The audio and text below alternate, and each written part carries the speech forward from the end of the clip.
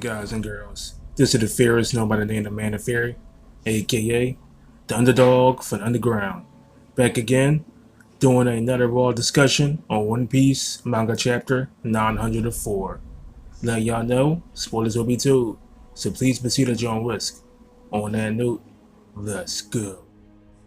Monkey D. Dragon, Kuma, Sabo, Ivankov, Koala, Hawk, the Revolutionary Army Commanders, the Declaration of War. One Piece manga chapter 904. It definitely lived up to the hype, because we've been waiting for this for over 100 chapters, ever since Dragon mentioned and back in manga chapter 803 about summoning all his forces together in one place. And now after 100 chapters later, here we are. The Revolutionary Army Commanders is on their way. And also we get another little tidbit of information when Sabo and Dragon starts to plan for the declaration of war against the world government and the Celestial Dragons. And how hype is that? Because it's been 20 years in the making. Ever since we seen Dragon back in Logtown and we found out he was the most dangerous man in the world. To see now all the time he took to strengthen up his power, strengthen up his allies, strengthen up his reinforcements to get ready to set into motion one of the craziest wars we about to see in the One Piece universe. Marineford, that's going to be child's play compared to this. The Kaido War, it might surpass this war, but not by much. Cause think about it, this is for all the marbles right now. All the plans and the preparations that Dragon did, because he says he wanted to right the wrongs in the world with the world government and Celestial Dragons. He's putting it in to this one war he's setting up right now. And you know we're gonna get everything. We're gonna find out how powerful Dragon is, how powerful his allies is in this upcoming war. So, you know I'm definitely hyped for it. I know my One Piece fans is hyped. I know my subscribers is hyped if y'all following me. Because we know shit's about to go down. And now, one question. Quickly, because if the Revelry is in 2 days, I want to ask y'all, do y'all think is Dragon going to make an appearance in the Revelry to let the world know that, hey, I'm about to start a war. I'm about to kick your ass and change the world. So, some people already speculated on that after the Whole Cake Island arc. But I want to hear y'all thoughts on that. Do y'all think Dragon's going to appear in the Revelry? Alright guys and girls, let's go ahead and start talking about the Revolutionary Army Commanders. And as we can see with each commander represents the Pacific Blue in the One Piece universe. We see that Bellow Buddy covers the East Blue. We see that Lingberg covers the South Blue. We see that Morley covers the West Blue. And we see that the crewman, Kasaro, if I'm getting his name right, let me know. He's covering the North Blue. And I want to break down each one individually and talk about potential abilities and history with each one.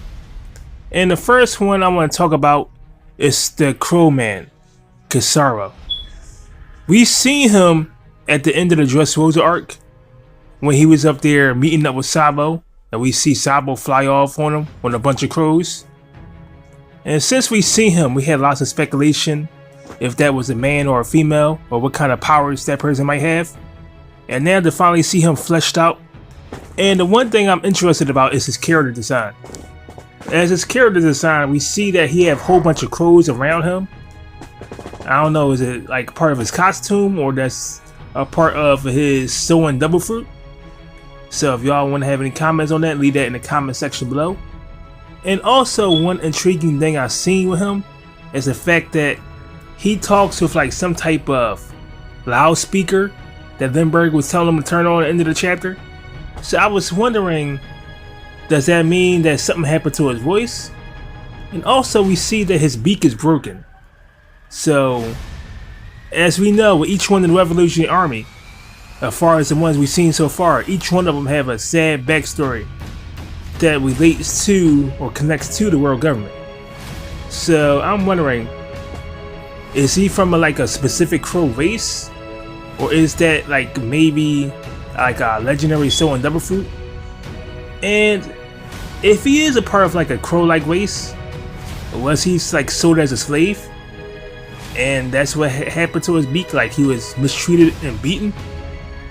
So like I said, I'm not completely sure until I get more information, but if y'all want to leave something in the comment section below about that, be my guest. And the second one I want to talk about is the most interesting one to me, is Limburg. Limburg represents the West Blue. As we can see with Limburg, he is like a technology guy. He basically a finner. And I don't know if any of y'all did some research, but he's based off of American aviator Charles Lindbergh. And he was basically like a master of everything. He was in the army. He was a scholar. He wrote some books. But basically, he was known for his inventions in traveling across the world. As we see with Lindbergh, he has a jetpack. And basically, he seems like the finner, the top of finner of the Revolutionary Army. So I believe he would have a definite point to play in the story. And the one I want to talk about the most is Limburg, because Limburg is the commander of the South Blue. And we see Limburg basically connected to aviator Charles Lindbergh. If y'all do y'all research, he's like a legendary American aviator that traveled across the world back around the 1920s, I believe. But basically, he was a master of all trades. He was in the army. He wrote a book. He had lots of businesses. But the two things that stood out to me about Charles Lindbergh that connects with this Lindbergh is the fact that he was an aviator, a adventurer, and one more thing. So it's a third thing. And he was a master offender. And I believe in the One Piece story, Lindbergh is the top offender for the Revolutionary Army. And I made a theory about this like yesterday or the day before. I want y'all to check out. It's called Lindbergh's Secret Invention. And like I said, I believe that Lindbergh and his inventions will play a big role in the upcoming war between the revolutionaries and the world government. And I think he got a secret invention that's going to turn the tide of battle. So I'm about to post the link to that in the end of the video. And I want y'all to definitely check out that theory video and let me know what y'all think about it. Alright, the third commander I want to talk about is Morley. Morley, we're not sure if he's a giant or just a overly large person, but he's the commander of the West Blue. And we've seen when the pirates is about to attack that town, we see Morley use like either a Devil Fruit ability or like maybe like a special ability connected to his race to be able to shift the ground underground and move it to different ways according to his will. So I believe he might either have like the clay fruit or the Momo fruit or something that will give him the ability to shape and change the ground as he will. It's kind of similar to Pika's Devil Fruit, but I think it's more OP than Pika's because we've seen how basically how lame Pika was in the Josuke arc back when he fought Zoro. Basically, he was basically trash. That's my personal opinion. And with Morley, he does it in a way that basically takes the pirates off guard, and I think he does it to basically as a distraction to let other allies fight them while they off ground because they can't get their footing. And also about Morley, we see that it's a possibility that he might be Okama, which kind of relates because we've seen back when the revolutionaries was on Fonko's Island, the two ones they was hyped the most to see was Belo Betty, but I want to mention her in a few minutes from now, and Morley. So it wouldn't surprise me if Morley is Okama, but we guess we gotta find out in the next couple of chapters to find out if that's confirmed or not. But one thing I'm just gonna say off the top of my head right now, if Morley is a giant, that's a definitely interesting OP power. And I'm going to relate that to another series I'm following and that's the 7 deadly sins, because we have a giant girl in that series named Diana that has the ability to use some type of earth bending skills, and the rest of her giants in that race. And for One Piece to incorporate that with Morley, if he is in fact a giant, will definitely be interesting as we get closer to the final chapters. I'm sorry, not the final arcs, let me change it, of the One Piece, because we know we're going to see Big Mom again, and we already know it's foreshadowed for her to go to Elbaf. If other giants have like that same ability Morley has, and it's not a devil fruit, it's interesting to find out more about that ability. But let me know what y'all think about that in the comment section below. And the last one I want to talk about is the one that everybody got more opinions about than anybody, Belo Betty, the East Blue Commander. And now with Belo Betty, she is the most interesting and controversial person in this chapter, because it seems like it's like many speculation and theories saying that Belo Betty is connected with Luffy, because we've seen they got similar characteristics as far as facial features and personality quirks, as we see that Belo Betty calls the citizens that they was trying to protect weak. And as we know, as far as Luffy, the one thing Luffy can't stand is weak people that can't fend for themselves. And with Belo Betty, we see she says similar things or identical things to Luffy. And we also see that she has interesting devil fruits as well. And she has the flag fruit that's able to get the latent abilities of a person deep down and make them rise up so they can increase their power. And it helps these citizens rise up and fight against the Pink Bear pirates. But once people seen that, that's where the speculations start to catch fire. And as far as with me, if Oda decides to make Belo Betty into an interesting person that's connected to Luffy, I don't see that being like Luffy's mother. I see that being maybe like his aunt to that extent, because I don't think Oda will waste Luffy's mom popping up right now in the story. If Oda wants to have Luffy's mother come to the story, I think it will be as we get closer to the war, or even during the war if something epic happened, to flesh out that Luffy's mother character and probably have a possible backstory. But I made a theory about this as far as what my speculation would be if Belo Betty was connected to Luffy, as far as being Luffy's aunt. And I also will post that into the video, the link to that video, because that's one of my most popular videos since I've been a YouTuber, and I'm surprised it got like over 700 views, and that's a credit to all y'all, so I definitely appreciate it.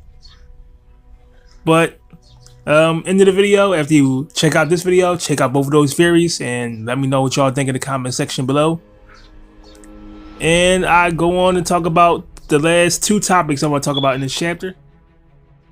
Alright, the last thing I want to talk about is the Blackbeard and Pinkbeard connection. Because when Pinkbeard pirates was attacking the island, we found out that Pinkbeard was under the flag of the Blackbeard pirates, which shows me so far that Blackbeard has greatly expanded his reach over the Whitebeard territories since the Payback War. And we see that he's basically copying Whitebeard's formula. Like with Whitebeard, we know Whitebeard has several pirate groups under his flag, and Blackbeard is following suit doing the exact same thing. And we see with Pinkbeard, he's not really that powerful. I'm guessing he's just an upstart maybe in his first year, second year maybe. And he's basically trying to get the celestial golds from these citizens. And that's another thing I quickly want to discuss. What is celestial gold? Is it like gold that's exclusively for the celestial dragons, or could it be something more? My other person I know on YouTube, Straw Hat Bryant, he said that celestial gold might be a mineral, something on the same level as the wine or liquor metal they was talking about back in Dressrosa. I'm thinking that could be a possibility too, like something that the celestial dragons need, but I'm not really sure. But for my subscribers, if y'all have any ideas, it was just like gold and something they just gave it a name for so the celestial dragons could claim it. Just let me know if y'all think it's something more. Also let me know in the comment section below. But quickly, back to Blackbeard. How do y'all think Blackbeard is going to react now if he finds out that the revolutionary commanders defeated one of his subordinates? One of the subordinates said that Blackbeard doesn't care about who's under his flag. I think that's true to a certain extent, but we have to remember, Blackbeard and Dragon already crossed paths in Vertigo.